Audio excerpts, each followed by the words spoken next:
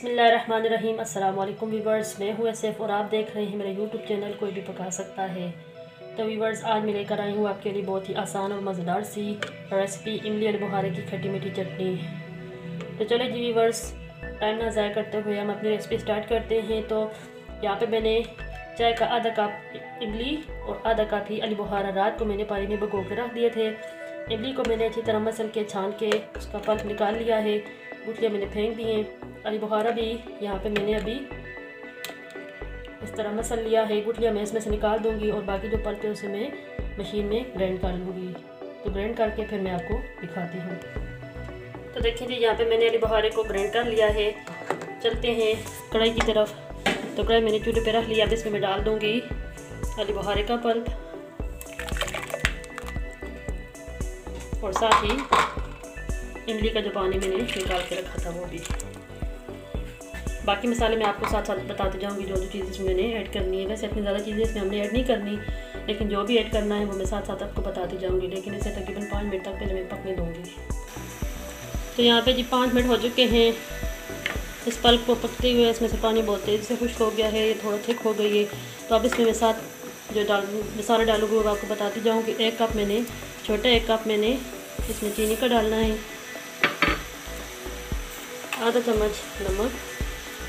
ये चीज़ें आप अपनी टेस्ट के मुताबिक भी डाल सकते हैं, लेकिन यहाँ पे मैं आधा चम्मच नमक का डाला है, आधा चम्मच चाट मसाला,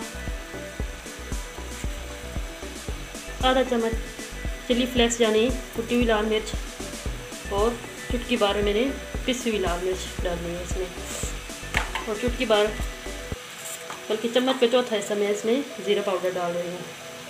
आप चाहें तो इसमें काले नमक भी ऐड कर सकते हैं, तो चाहे तो आप इसे छोड़ दें, उससे भी टेस्ट बहुत अच्छा आएगा इसमें। तो तकरीबन 5 मिनट तक इसे हमें और पका लेते हैं।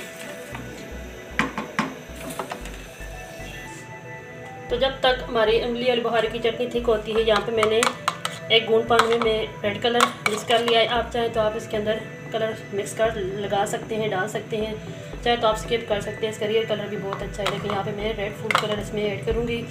इसी तरह यहाँ पे मैंने आधा चम्मच कॉर्नफ्लोर का यहाँ पे 1 बूंद पानी में भिगो के रख लिया है। अगर चटनी आपकी थिक ना हो तो आप इसके अंदर ये डाल सकते हैं। तो ये ऐसे मैं अच्छी तरह मिक्स करके उसके अंदर ऐड कर दूँगी। तो देखिए जी, यहाँ पे मैंने इसमें फूड कलर ऐड कर दिया है, जिसका कलर बहुत रेड हो गया है। आप चाहे तो इसे स्किप भी कर सकते हैं, लेकिन इससे भी लुक अच्छी लगती है। तो थिक चटनी हमारी ऑलरेडी थिक हो चुकी है, लेकिन इसके अंदर मैं थोड़ा सा कॉर्नफ्लोर ऐड करूँगी, तो वो मैं इसके अंदर ऐड कर दूँगी।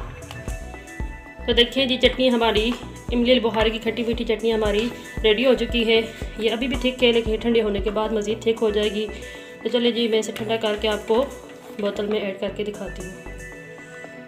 तो चलिए जी, थोड़ी सी चटनी हमारी ठंडी हो चुकी है, लेकिन वीडियो का वाइंड अप करते हुए मैं आपको दिखा देती हूँ कि मेरे पास थोड़े से चार मगज़ पड़े हुए थे, तो ये मैं इसमें ऐड कर देती हूँ।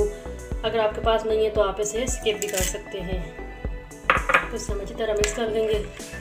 तो सबसे पहले तो मैं आपको बाउल में डाल के सर्व करके दिखाती हूँ। उसके बाद बोतल में, तो बोतल मैंने यहाँ पे ली है, मेरे पास ये जैम की बोतल थी, तो उसे मैंने धो के अच्छी तरह सुखा के इसमें मैं डाल के सेव कर लूँगी। तो व्यूअर्स, आपको पता है कि रमज़ान शरीफ भी आने वाला है, तो रमज़ान शरीफ में आपको ये चटनी बहुत से डिशेज़ में इस्तेमाल करनी पड़ेगी, जैसे कि दही बड़े, चना चाट। इसके अलावा समोसे के साथ भी इसे खा सकते हैं। बहुत तरह से आप इसे इस्तेमाल में ला सकते हैं।